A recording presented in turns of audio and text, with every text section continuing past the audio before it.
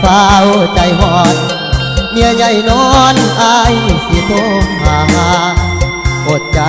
ก่อนเด้อแก้วตาเมียอายนี่นาเพิ่นยังบ่นอน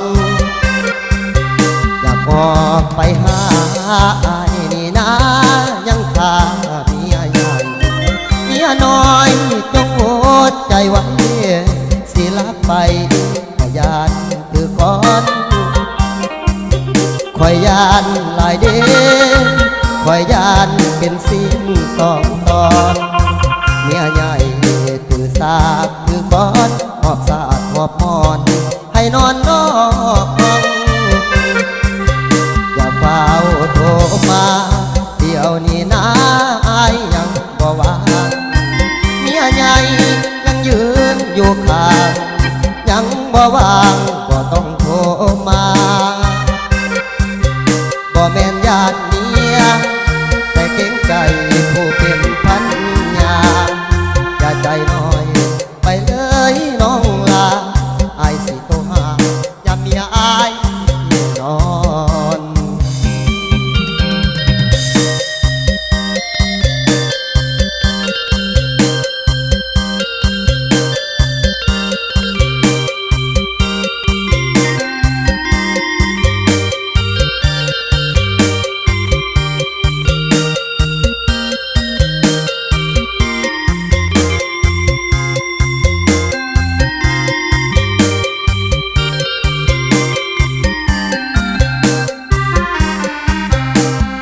ออกไปหา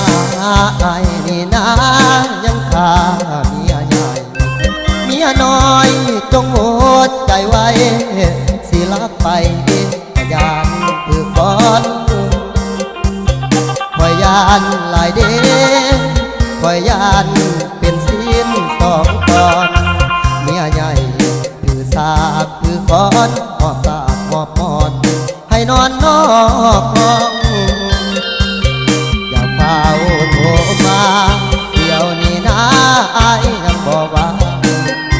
เมียใหญ่ยังยืนอยู่